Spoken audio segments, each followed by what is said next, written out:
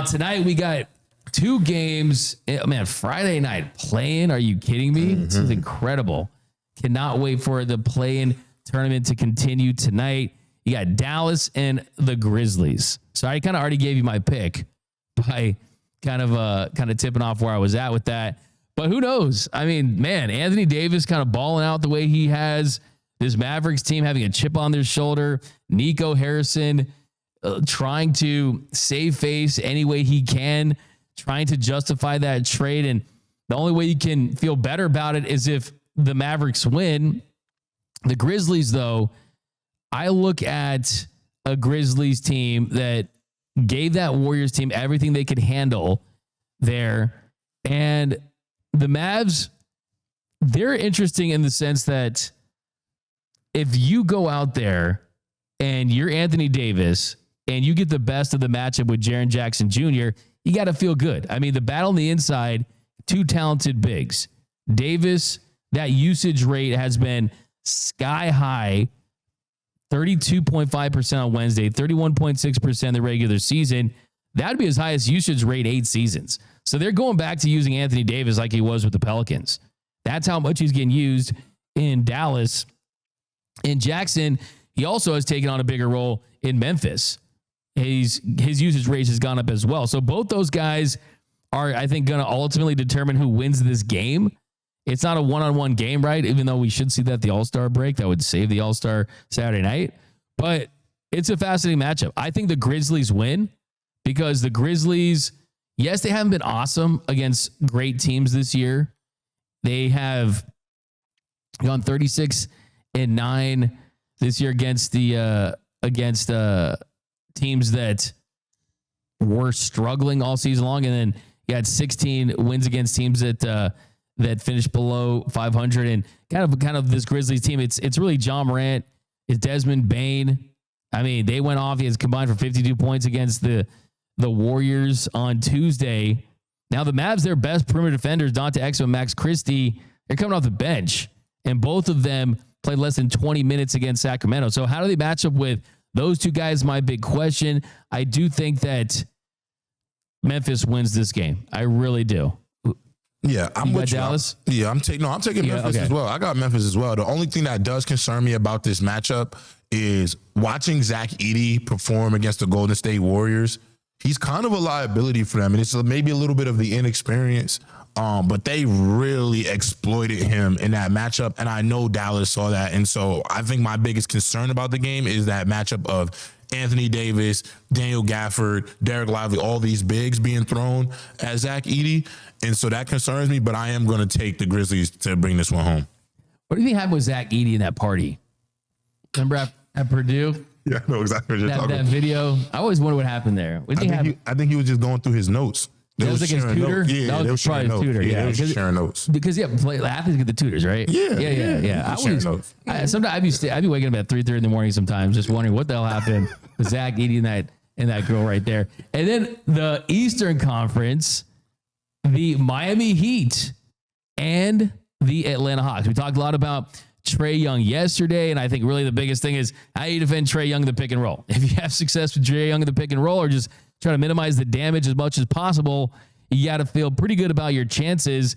And the way that they kind of play that, you likely probably have Andrew Wiggins to start the game on him like the way they started against Chicago. But the other important question is just defending the pick and roll with Young. I mean, it's kind of insane. 3,495 ball screens this season. That's 777 more than any other team. I mean, that's what you're going to get with Trae Young. And look, Young, he can still pass. He can still shoot. You saw against the Magic, they kind of took away the assist opportunities and his ability to pass there. Trae Young went just 8 for 21, had 18 passes that led to a shot. So that's kind of the big question for the Miami Heat is just how do you limit their best players' production and how do you defend that pick and roll? I think Tyler Hero versus Dyson Daniels is another matchup that's going to be really interesting. I mean, Tyler Hero's had a really big leap this season, and I think it's a good situation for him, quite frankly, getting out from underneath Jimmy Butler, not having him kind of take over there. And I think that that's kind of part of the benefit of you making that trade is giving Tyler Hero the keys to this organization. And Daniels, he missed the first 4 head-to-head matchups in this one. And he's going to get the assignment of Tyler Hero here.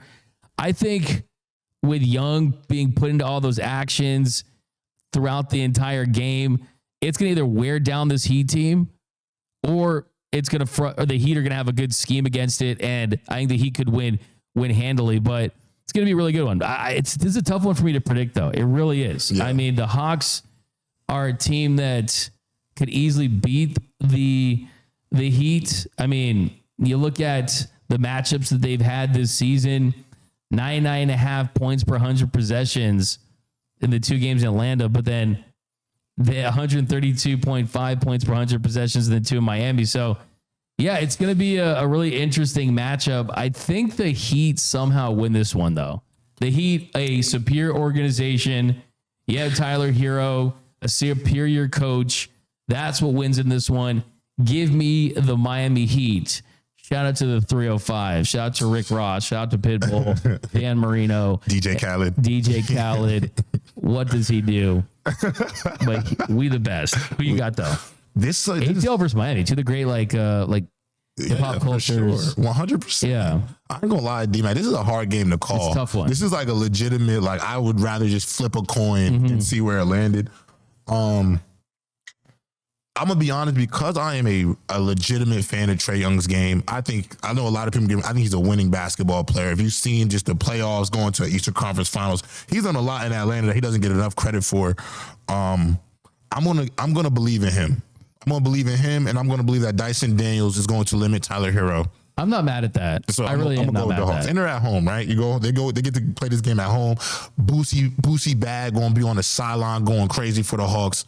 You know what I'm saying? So I'm going to take Hawks crowd. You never know what you're gonna get though. Like either they're like into it or just a place to be seen. Yeah, you know what I mean? And the kind of same goes with Miami too, right? I mean, I'll never forget all those fans that didn't get back into Game 6 and the Gold Road game, Ray Allen, right? That still haunts them. So, but I think Friday night in Atlanta though, Friday night in the ATL, like it's.